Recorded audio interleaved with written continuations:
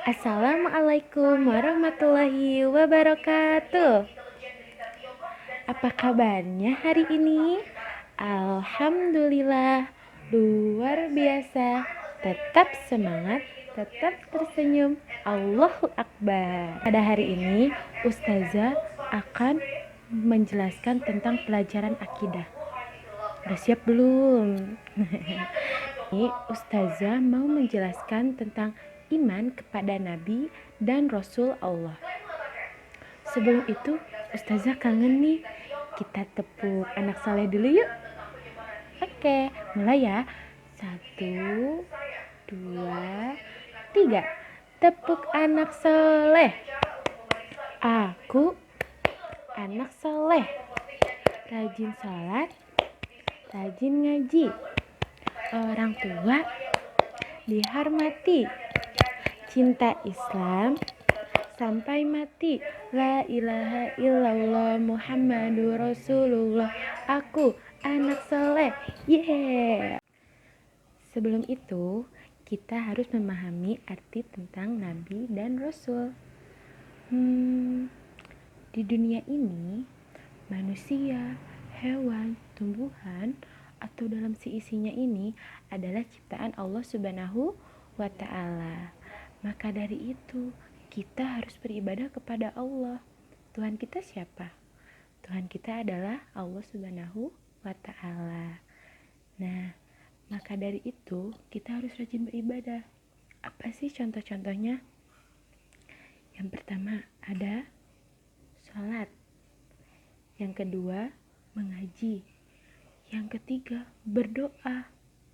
Terus dan masih banyak lagi. Dari itu kita harus rajin sholat, rajin mengaji, murojaah, berdoa kepada Allah agar kita selalu bersyukur kepada Allah Subhanahu wa Ta'ala. Agar manusia tahu cara-cara beribadah, Allah mengutus Nabi dan Rasul.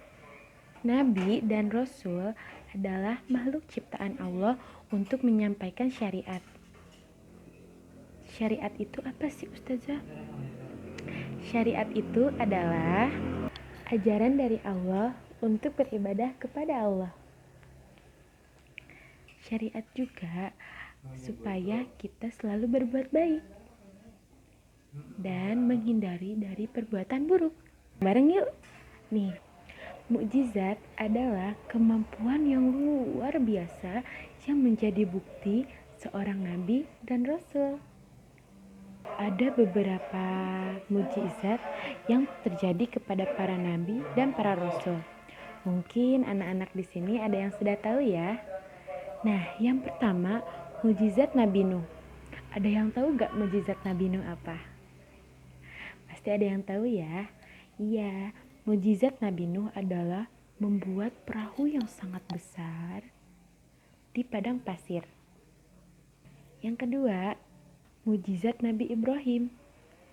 Api yang membakar dirinya tiba-tiba menjadi dingin dan tidak membakar Nabi Ibrahim.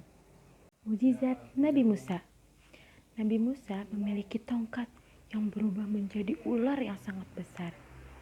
Lalu, ular tersebut dapat memakan ular-ular kecil buatan Firaun. Firaun itu adalah penyihir. Tongkatnya Nabi Musa dipukulkan ke batu. Lalu muncullah 12 mata air dari batu itu. Membelah Laut Merah sehingga dapat dilewati.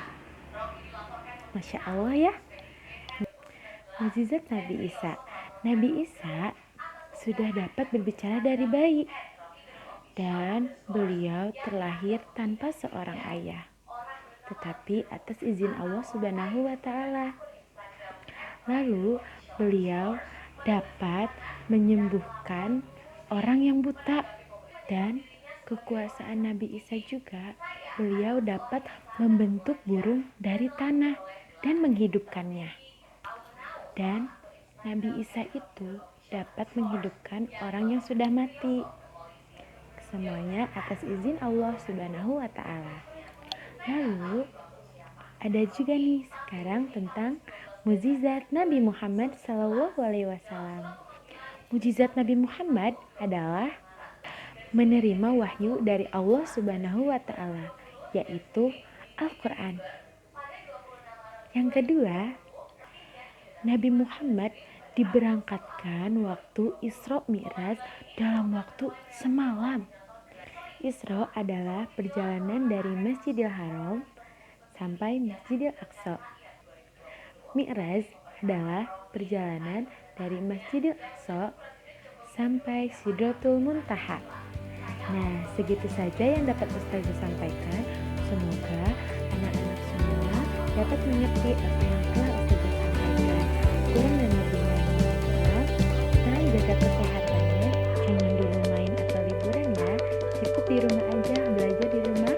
Jangan lupa murojaah, sholat, dan beribadah kepada Allah Subhanahu wa Ta'ala. Wabillahi taufiq wal hidayah. Wassalamualaikum warahmatullahi wabarakatuh.